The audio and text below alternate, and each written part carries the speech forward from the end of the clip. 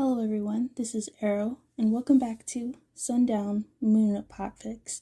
Today we'll be continuing Learning to Adapt to the Fall by Supupdog, Chapter 24, Whispers in the Air Grow Louder. 9th. Izuku shifted a little bit until he was closer to his mama. They were lying in their nest, cuddled up and trying their best to sleep, but he could tell his mama was still awake. Mama's eyes were closed and his chest was rising and falling slowly, but Izuku knew he was still awake. He readjusted a little more, but something wasn't right. 9th. A breeze rolled past his face. He tenses a little, but relaxed again, not wanting to worry his mama. He was trying his best to sleep. He really was, but something wasn't right, and it reminded him of being back in class. Randomly, his back would tense up and move weirdly, but that was all for his wings. At different times, it felt as if his toes were back, but they weren't. It happened before, but not as much as when he started school, after he got All Might's quirk. 9th. Izuku's ear twitched and his head tilted side to side. Feathers now on his ears splayed out, as he tries to find out where the noise came from. It could have been a breeze, but that was impossible because he was wrapped up tight in his mama's wings. This happened at school too. Bushes rustling near him when he was indoors, and Izuku knows for a fact his hearing was awful back then. Mumbled conversations being heard at lunch when before he could only ever hear his friends sitting with him in hushed tones. His friends were talking loudly, but all he heard were whispers in the air. 9th. Nothing seemed to be right tonight. Izuku moved until he was to look around the room more, but he couldn't see anything. His mama shifted along with him, looking to see what the fledgling was trying to see. It wasn't supposed to be like this. This was supposed to stop after being saved from his old parents. He could feel his feathers puffing up, and he tried to see the eyes that were lingering on him, the people watching him. 9th. Izuku shot up in the nest and spread his wings out a little so that he could dart around if needed. His mama was close behind him, head whipping around lightly to see what Izuku was feeling or sensing. This was not supposed to happen. Everything was going to be better with Mama, not stay the same. Hour 9th. He shot up out of the nest and moved around the room, ready to fight if needed. His mama was also looking around, hissing lightly as they surveyed the room, trying to find someone or something that got through UA's defenses, looking in every nook and cranny, even though the only other people that were better security is none other than the Commission. They needed to look, though. They needed to check, as both of them now to be better safe than sorry. His old parents helped him learn that lesson real fast. After checking around a bit and feeling a little defeated at the fact that nothing was out of place, Izuku hung his wings low. He looked over at his mama, who just opened his wings wide open, inviting for a hug as a low, comforting, confused trill sounded. That was all it took for Izuku to launch himself into his mama's arms. It wasn't supposed to be like this. He was supposed to be free from the voices, of the yelling in his mind telling him every moment, but to be of a good boy. He trembled in his mama's hold as tears slowly rolled down his cheeks, fingers going through his hair/feathers on his head. He took a second after finally getting it through his head that he wasn't going to get hit just for crying normally. A screaming squawk as he clung to his mama's shirt. The thoughts were supposed to stop. The whispering was supposed to stop. It wasn't fair. His mama saved him from his old parents. He was free to fly if he wanted, but that's not what happened. He's stuck and it's not right. He's with his mama, but he can only do so much. 9th. A breeze blew past his face, as though it was trying to caress his cheek. 9th. He wants to sleep. He wants to be free. He wants to be safe. He wants the whispering to stop getting louder. 9th. Let's go back in time, shall we? Did it work? Were they all there? Shaking his head a bit and then blinking his eyes multiple times, Yoichi looked around himself to see the normal void of One for All. They were finally free from the 8th? They no longer had to deal with being unable to see or hear anything? His head whipped around as he could see the others start to form and light up like normal. Second and third came in first and the fastest out of everyone else. They have been doing this so many times that they could probably do it faster than him if they were allowed to, but seeing as it's his quirk originally, he was always going to form first. It didn't take any time at all for everyone to be formed and ready to see if they could actually use the ninth user's senses. Nana took the longest, but besides where she formed, there was a little ball of yellow light. That was a little weird. It might be the eighth because there was no one else. When do you think he will fully take form? Fifth. Diagoro asked while walking closer to the yellow ball. It was only a yellow ball, and it has already been so long. Just give Toshi time, Daigoro. Who knows when he might actually form all the way? We all did die not long after giving one for all away. Seventh, Nana said after she lightly touched the ball of light and it slightly moved out of the way of her touch. A soft smile was on her face the whole time while looking at it. A loud sigh was heard from Second as he materialized a comfortable chair. N was kinda glaring at him because it took him a lot longer to materialize what he wants. Why are you all so worried about him? We gotta see if we can actually get a view or not soon. An annoyed look crossed his face as he massaged the side of his temple. It was peaceful for about a full minute. Is there a way to deform yet? One of his eyes twitched because going from no sound, color, light, or anything really, and then suddenly back to existing, always gave him headaches. Yuichi walked over and started to rub his shoulders a bit, knowing that it helps out somewhat. Now, don't be so mean, my hero. Everyone is just excited and we still need a little more time to get accustomed with the new user before we try that. Third starts walking over and making a heater so he could warm up Second more. Well, try to make him warm up more. It was very hard to feel heat in here, but if one tried enough, their brain might make them feel like they were warm. After staying in here so long, it gets harder to imagine how the normal world feels. The longing for the sun is the strongest besides feeling the warmth of a loved one. Daigoro lightly swatted his hand in the air while rolling his eyes. Of course the old man feels the effects more. His old bones got tired from the move is all. Second was about to say how they don't age in the void once again, but Daigoro powered through his words. Besides, listen, don't focus on our words right now because I swear a loud guy just asked us to yell, "Yeah," in English. This caused everyone to stop and focus on what was around them. It was a male voice of someone explaining an exam. Nana seemed to get more excited. Daigoro was pumping his arms in the air and quietly claiming he was right. And 6 just looked at both of them with a hidden smile on his face. Hikage, fourth, was off to the side trying to see from their new user's eyes because of Yorichi's quotes, "I feel like we are about to be attacked by something soon." And third was just trying to help Second get more comfortable. His eyes drifted to a ball of yellow light to see if it slightly bounces up and down in the air. Probably eighth being happy about their student being able to get into what seems to be their alma mater. Yoichi is still very happy at all the updates Nana was able to give everyone of the outside world, even if at the end she couldn't stay around as long. Knowing all his successors died by his brother's hand always made him a bit more depressed. They all tried to organize themselves so they can be more comfortable while listening to what was happening with their new user. So far, Daigoro, Nana, and En didn't really like the kid that called theirs out, and also didn't like the grumbling person beside their user that called them Deku. After whatever presentation was done, they started to feel their user pick at their fingers, most importantly their nails. Ooh, they have long nails on. I hope they don't break one because I know how much that hurts. The person that called out their user from before seemed to just not like them at all, but they seemed to be having a problem hearing their user's inner voice. "I'll fix it, everyone. Just let me see if we are in right or not."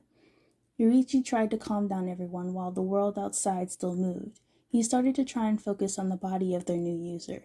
The sense of light suddenly came on and scared everyone to see so many kids running around robots. "Oh my god, I know I'm unsafe, but hell, is this allowed?" Daigoro yelled while pointing at the big screen that was in front of them. Second snickered at Third's quietly exclamation, "Is this allowed? What the fuck, is this allowed?" And then Second said in a kind of mad voice to play along, "Stop." "I said I'm trying to fix it," Yurichi screamed into the madness as the noise from outside suddenly got louder, but muffled itself again, like it was enhanced hearing for a second, then got damaged. He hopes the user didn't just burst his eardrum. Those hurt. Second puts a hand on his shoulder and smiles while Yurichi closes his eyes to focus better. He reached around to see how far the body went. He started from the chest and spread out. Yurichi automatically felt something was wrong because there was supposed to be more room on the user's back. Something was missing. He thought maybe he just couldn't get to whatever mutation is on the user's back yet, so he moved on a bit and felt like a little something was missing from the user's tailbone. He is not a perv. There is something missing from the user's bottom. Yurichi shook his head and moved on. Maybe he just can't touch those yet. They could still just be settling in. That's it. Just needed a bit of more time. He moved down more and didn't really see anything wrong until getting closer to the feet that... Why does it hurt? Yurichi quickly whipped all his attention to their new user's feet and could tell that their feet hurt. Walking hurt, and something was missing. He could feel toes missing, but something on their heel was also missing.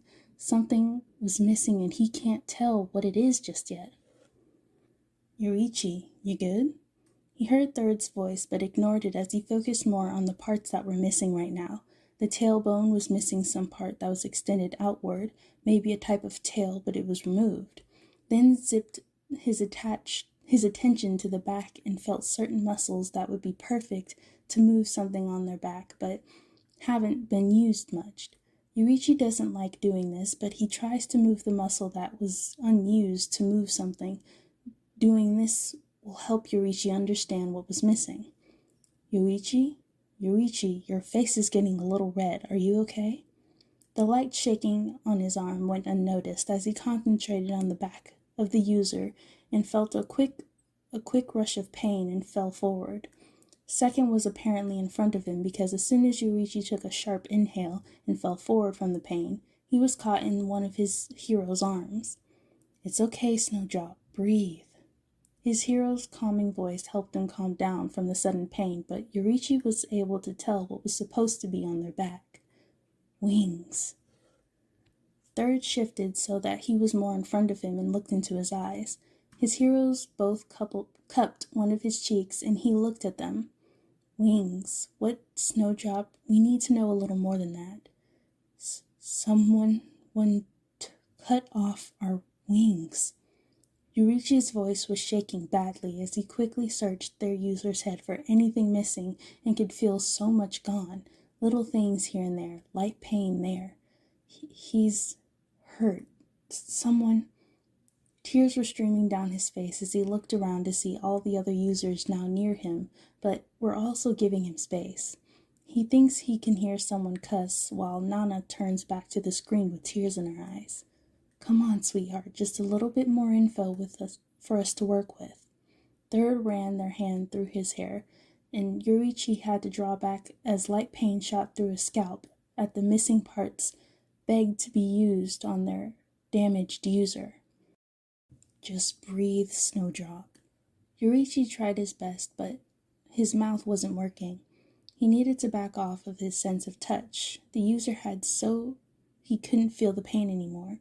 He sucked in a deep breath as one thought suddenly ran through the user's brain that everyone heard clear as day. "I have to be a good, normal boy for Mother and Father, and to be a good, normal hero for All Might." He couldn't keep it in anymore, and he screamed into the void, hoping and pleading that their user's hears them. Yurichi needs their user to hear them. Please hear him. Someone cut off his mutations. More tears started to run down his face as he buried his face in the Second's chest, not wanting to see anything. Yurichi was then embraced in two strong pairs of arms as yelling started up. Words of confusion and anger as the others probably tried to feel where the missing parts were. Some gasps were heard as they tried to move where the wings should be, the talons should be, the feathers should be. There should be more room to work with, and since it's not there, it's going to be harder to actually bind in more. It's going to hurt because just being bonded to their user. The arms around him grew tighter after one of his heroes grunted out in pain. Yorichi was trying his best to get his breath back, but as soon as that happened, he felt it. He screamed in pain and he accidentally linked up with the new user again. Some of the others had the same reaction to having both of their legs feeling as if they were randomly shattered. Yorichi, let go of the link! Someone was yelling at him, but he needed to help them fly. The new user can fly. Should have been able to, and he can feel the muscles in their back trying to flap non-existent wings.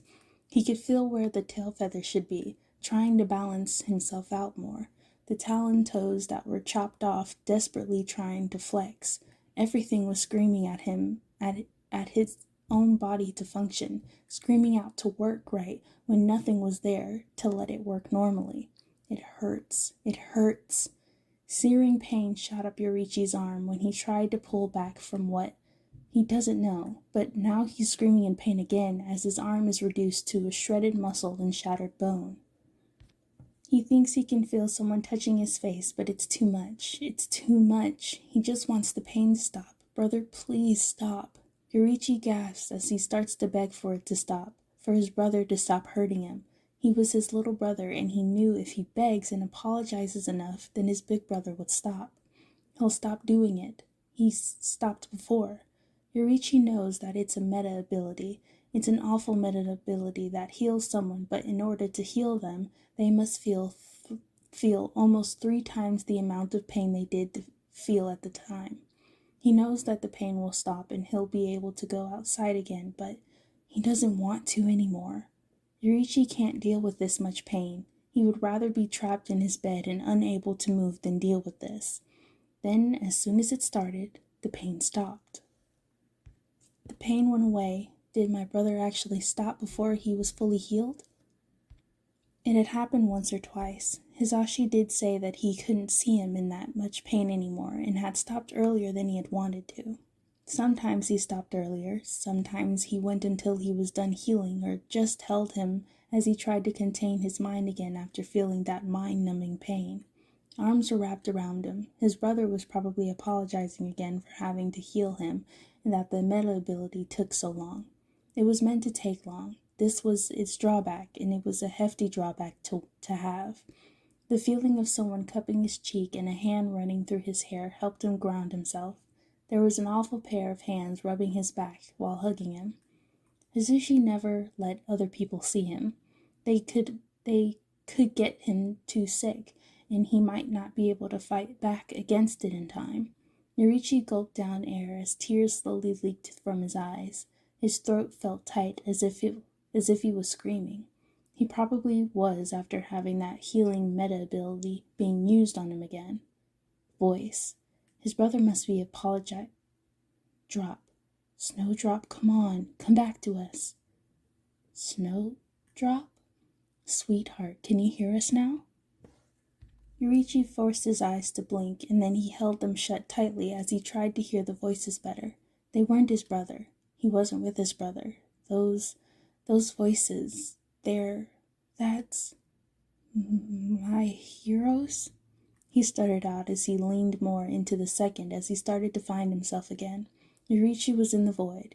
He nuzzled his face into second shoulder as the 5th and 6th user could be seen looking at him with concern. He closed his eyes and inhaled the scent of one of the people that saved him, helped him instead of damned him, loved him for all his flaws and imperfections instead of trying to correct them. Hey, sweetheart, is it nice to burrow yourself into Yoki? The voice of Joka was heard right beside him. He could feel Joka's arms tighten up a little bit, but then loosened again. He was with his heroes. He was safe. Snowdrop, do you want everyone to leave us alone for a bit so you don't get overwhelmed? What? No, those were his successors. He needed them to be close by so his brother wouldn't hurt them again. Yorichi whined a bit and tried to reach out to 7th that was close by, but Yoki grabbed his hand so that he wouldn't be able to reach out to any of them. That upset him a bit more, but he quickly calmed down when he felt the beat of a heart to help him calm down more. Joka, you could have let him try. The rumbling hum made it hard to open his eyes to see that most of the others had started to back away from them slowly. You know how he gets when he has a flashback, Yoki. A light puff of air was felt on his arm as he sank more into Yoki, rubbing his face on the other man's chest as he tried to get more comfortable. He'll just keep doing things to overstimulate himself to try and get over it, but we both know it's more like shoving all of his emotions into one spot and basically becoming blank. Yoriichi lets out a big sigh as his mind gets more fuzzy with sleep. He's safe with his heroes. I know, but I just can't say no to him. He hears a deep rumbling chuckle from Joka as he falls deeper into sleep. Yeah, that's why I'm the one that has to say no between us, for his own good. That was the last thing he heard his hero say, and drifted off to sleep. Yoriichi knows he's safe. His brother kept him safe, but this safe was better. This safe felt warm and full of love. Brother loved him, don't get him wrong, but Yoriichi liked his hero's love better. Here are some endnotes memes. Izu, asleep. The one for all users. Our little one. Izu, I'm awake and scared. Hawks, we sleeping and things are nice. Ignore the fact that my fledgling just tensed. Izuku shoots up and darts around. Hawks, now I go kill someone. Izu starts crying. Hawks, I cannot kill spicy memories. Fuck. One for all users, probably. Oh fuck, we're sorry, we just wanted to say hi. Nezu watching the birds. Birds now on the lookout. Nezu combing through the cameras at the speed of light to see who in every known way is fucking up this hard to be getting on his shit list this fast. Birds now cuddling and crying. Nezu. Oh. Where are Zawa and Zashi in this? Weren't they sleeping with them and living there the whole time? Zawa. I need to go to the bathroom. Zashi. Then go. Zawa. Zashi. Zawa. I can't use my arms. Zashi. Oh. Okay. Just go. Zawa. I swear one day I will divorce you. Zashi. Threatening me with our material status is not going to work because I know how possessive you privately are. Zawa. Shut. Zashi. I'll help you. Come on, till death and in sickness, yada yada, all that stuff, right? Zawa. Did you ever think you'd have to help me with this? Zashi. Nope, but it was something close to this. Zawa. What? Zashi. Well, I mean, I am going to hold your... Zawa. No. They have good hearing, Zashi. No. Zashi. But I usually hold it in a different way, you know. Oh my goodness. Alright, that is the end of chapter 24. That was hilarious at the end with the endnotes memes. I'm glad that we get to see the One for All users and how they're dealing with all this when meeting, well, not really meeting Izuku, but seeing what Izuku's going through by technically being inside of him. I don't know how all that works, but I hope you guys enjoyed the chapter. Thank you so much for listening, and I'll see you all soon. Bye!